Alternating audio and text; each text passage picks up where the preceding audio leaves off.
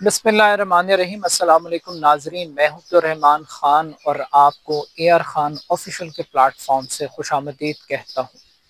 नाजरीन, हमारे माशरे में जेल को पाकिस्तानी सियासतदानों का ससुराल कहा जाता है। पाकिस्तान में कोई खबरनामा, कोई टॉक शो वो अडियाला जेल और कैदी नंबर 804 के बगैर मुकम्मल नहीं होता। पाकिस्तान की पूरी सियासत जेल, मुकदमात और इंतकामी सियासत के गिर्द घूमती है। हर सियासतदान अपने आप को एक मजलूम के तौर पर पेंट करता है। आज के इस व्लॉग में मैं आपके साथ पाकिस्तानी जेलों के हवाले से एक खौफनाक तरीन रिपोर्ट का जिक्र करूंगा। एक रिपोर्ट पेश की गई है। इस रिपोर्ट के मुताबिक पाकिस्तान की जेलों में जो सबसे बड़ा मसला इस वक्त दरपेश है वो गुंजाइश से ज़्यादा कैदियों का मौजूद होना। पाकिस्तान में तकरीबन 152% गुंजाइश से ज़्यादा कैदी मौजूद हैं। इस वक्त मुल्क में 128 जेलें हैं। इन 128 जेलों में 1,02,000 से ज़ायद कैदी वो मौजूद हैं और ये 152% ज़्यादा कैपेसिटी है। बात सिर्फ कैपेसिटी की नहीं है, बात उस माहौल की है जिस माहौल में इन कैदियों को गैर इंसानी तरीके से रखा जाता है। नाकिस खुराक, सेहत की सहूलियात की अदम फरहमी, गंदा पानी, मुलाकात के लिए फेयर प्ले नहीं मिलता, मौका नहीं मिलता, साइल से बात करने के लिए क्लाइंट से वकला को एक्सेस नहीं दी जाती, जिनसी इस्तेसाल किया जाता है, हार्ड वर्क कराया जाता है, रिश्वत वसूल की जाती है। बहुत सारे ऐसे चैलेंजेस हैं जिसका जिक्र बाकायदा तौर पर इस रिपोर्ट पर किया गया। अब पाकिस्तानी मीडिया जो सिर्फ चंद ख़ानदानों, चंद शख्सियात के गिर्द घूमता है और वो कॉमन इश्यूज जो आम आदमी के साथ ताल्लुक़ रखते हैं उस पर बात नहीं करता। मैंने जब ये रिपोर्ट पढ़ी तो सबसे पहले मुझे ये ख्याल आया कि आखिर पाकिस्तान के अंदर कौन सा ऐसा पॉलिटिशियन है जो इस वक्त या माजी के अंदर हुकूमत का हिस्सा नहीं रहा जिसने जेल नहीं देखी। इस वक्त प्राइम मिनिस्टर शहबाज शरीफ वो जेल काट चुके हैं। चीफ मिनिस्टर पंजाब मरीम नवाज साहिबा वो भी जेल देख चुके हैं। आसिफ अली जरदारी साहब वो तो जेल में PhD कर चुके हैं। और यहाँ पर अगर PTI की क़यादत की बात करें तो वो भी इस वक्त जेल के अंदर मौजूद है, इमरान खान साहब की सूरत में।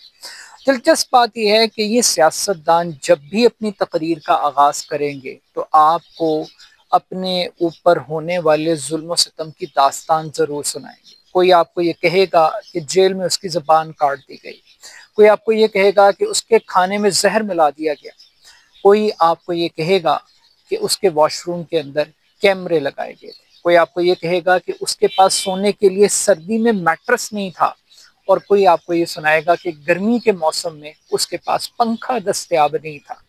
कोई आपको कमरे के छोटा होने का ताना देगा तो कभी आपको कोई कमरे के गंदा होने का शिकायत करता हुआ दिखाई देगा। ये सारे के सारे सियासतदान ये VIP कैदी हैं जो आपको ये कहानियां सुनाते हैं। और ये जो VIP कैदी हैं इनके लिए मेडिकल बोर्ड भी पाकिस्तान के अंदर दस्तयाब हैं।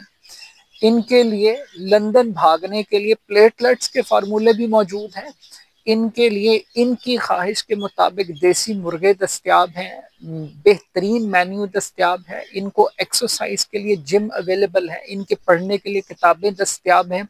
मगर जो एक आम बेचारा गरीब पाकिस्तानी किसी भी जुर्म के अंदर ट्रायल फेस कर रहा है या गैर कानूनी तौर पर जेल के अंदर बंद है, क्योंकि वो गरीब है, क्योंकि वो अलीट के साथ ताल्लुक़ नहीं रखता, वो शराफिया का नुमाइंदा नहीं है, तो वो उसको इंसान तस्वुर नहीं किया जाता, उसके साथ गैर इंसानी सलूक किया जाता है।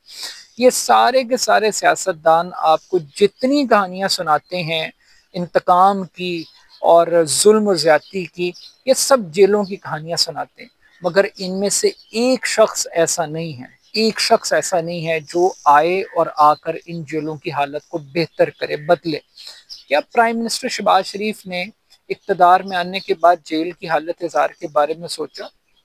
क्या मरियम नवाज जो 12 करोड़ के सूबे की चीफ मिनिस्टर हैं, जैसे भी हैं, लेकिन ये उनकी रिस्पॉन्सिबिलिटी है कि वो जेल रिफॉर्म्स करें, पाकिस्तान के अंदर जेल रिफॉर्म्स एक बड़ा सीरियस सब्जेक्ट है कि एक तो आप ड्यू प्रोसेस ऑफ लॉ को अडॉप्ट करें, जो बुनियादी हकूक हैं कैदियों के उनका आप तहफ़्फ़ुज़ करें। मगर हमारे यहाँ क्या हो रहा है, हमारे यहाँ आई वॉश किया जाता है। और आई वॉश कैसे होता है जी, मॉडर्न थाने बना दो जनाब, आप थानों के अंदर कैफे खोल दो, आप वर्दी बदल दें, आप नई गाड़ियां खरीद लें, आप जनाब यहाँ पे एक नया स्क्वाड, कभी लीड फोर्स, कभी डॉल्फिन फोर्स, कभी फलानी फोर्स आप बना दें।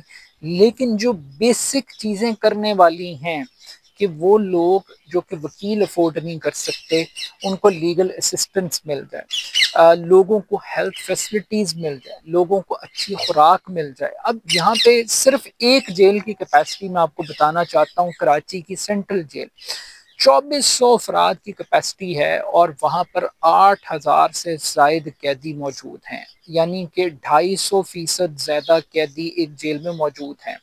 जब ओवर क्राउडेड जेल होगी तो फिर कैसे आप सेहत को इंश्योर करेंगे, कैसे आप सफाई को इंश्योर करेंगे, कैसे आप बेहतरीन फूड को इंश्योर करेंगे।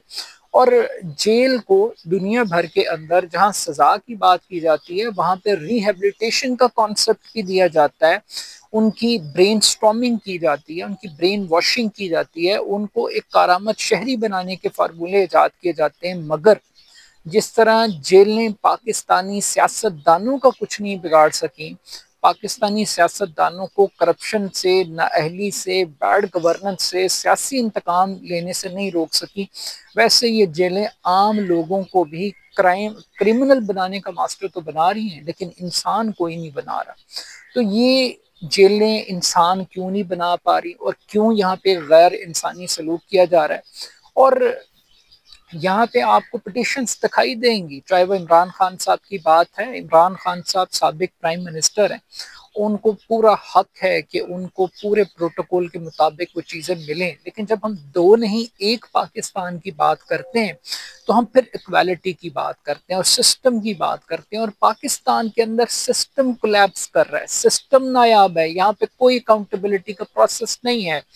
अब यहाँ पर आप ये देख लीजिए कि कोर्ट्स के अंदर जाया जाता है बाकायदा तौर पे, जनाब आज हमारी बानी से मुलाकात नहीं करवाई गई और यही चीज़ें। शहबाज शरीफ साहब, मैं जनाब इस गाड़ी में बैठ के अदालत नहीं जाऊंगा, क्यों? क्योंकि मेरी कमर के अंदर प्रॉब्लम है, मुझे झटके लगते हैं। गाड़ी भी इनकी पसंद की होगी, मुलाकात भी इनकी मर्जी के मुताबिक होगी, इनको वकीलों से मशावरत भी होगी, या सियासी डिस्कशंस भी करेंगे। मैं ये नहीं कहता कि नहीं करनी चाहिए, लेकिन मैं सिर्फ एक बात नुक्ता रखना चाहता हूँ, जो इस मुल्क के हुक्मरान हैं, जो मरात वो अपने लिए ले रहे हैं, कल को जब ये इक़्तिदार के अंदर जाते हैं ये इन चेलों को भूल जाते हैं।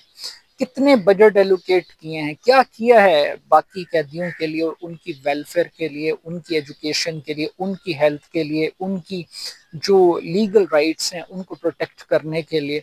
मुझे सिर्फ एक पॉलिटिशियन अभी याद आ रहा है, मैं बहुत गौर कर रहा था।